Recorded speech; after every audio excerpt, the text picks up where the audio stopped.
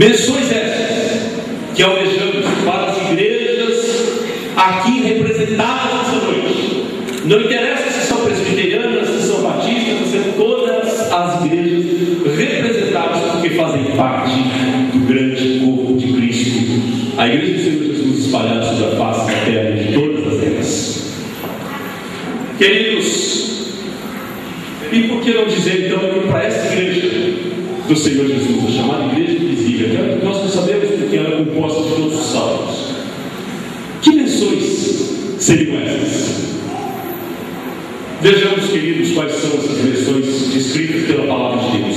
A primeira menção que nós observamos é que a igreja de Tessalônica tornou-se um centro de conversões verdadeiras. Olha que coisa interessante, a igreja de Tessalônica tornou-se um centro de conversões verdadeiras. A palavra de Deus nos diz no versículo 9, diz assim: pois eles mesmos, no tocante a nós, proclamam que repercussão teve o nosso ingresso no vosso meio, e como deixando os ídolos, vos convertestes a Deus, para servirdes o Deus vivo e verdadeiro. Aleluia! Queridos, um dos fatos mais extraordinários que nós notamos na igreja de Tessalônica é que havia muitas conversões, e por isso a igreja de Tessalônica tornou-se um centro de conversões verdadeiras, um referencial, um ponto de referência de salvação. E queridos, é emocionante nós observarmos o que o poder de Deus pode fazer na natureza humana, na vida do ser humano. Ou seja, como é emocionante ver seres humanos se entregando a Jesus de todo o coração e sendo transformados, descobrindo a alegria de crer em Cristo, encontrando a segurança da salvação, tendo os olhos da fé abertos para ver a grandeza e a beleza do reino de Deus. O Senhor coloca essa visão em cada um daqueles que abrem o seu coração e se entregam ao Senhor Jesus. Quantas conversões verdadeiras acontecem?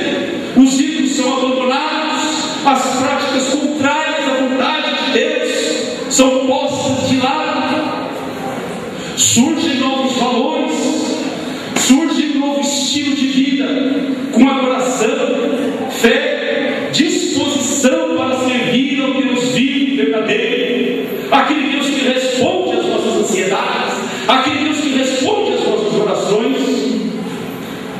Os corações, queridos, verdadeiros e verdadeiramente arrependidos, convictos do perdão, andam perto de Deus e o adoram, como diz a palavra de Deus, em espírito e em verdade. É maravilhoso crer em Cristo.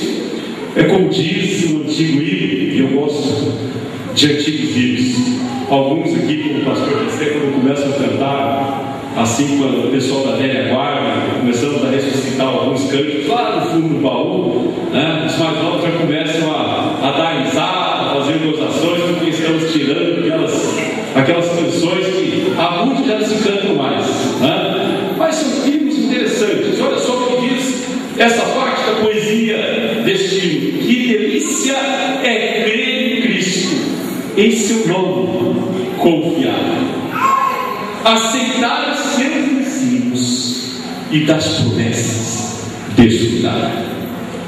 Se você não conhece esse livro, ele foi interpretado por um quarteto chamado Arautos da Fé, um quarteto muito bonito. Talvez não seja do seu tempo, mas é do meu. E esse livro expressa uma realidade para nós. Queridos, a igreja do coração de Deus é a igreja dos meus sonhos.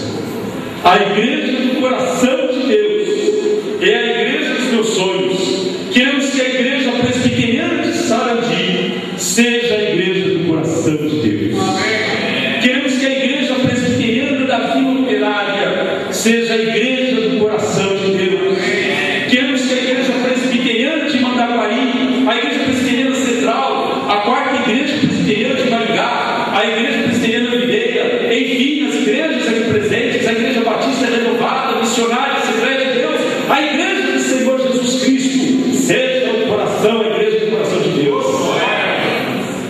Esse é o nosso desejo. Queremos que todas as igrejas evangélicas, igrejas com irmãs, todas aqui representadas e aquelas que não estão conosco, mas que façam parte desse corpo maravilhoso do Senhor Jesus Cristo, seja igreja do coração de Deus. Igrejas que se tornem um centro de conversões verdadeiras, onde pessoas que vivem à margem da nossa sociedade possam provar o grande amor de Deus e sejam transformadas em pessoas de bem e por mal. Há muitas forças contrárias desviando, levando o homem para a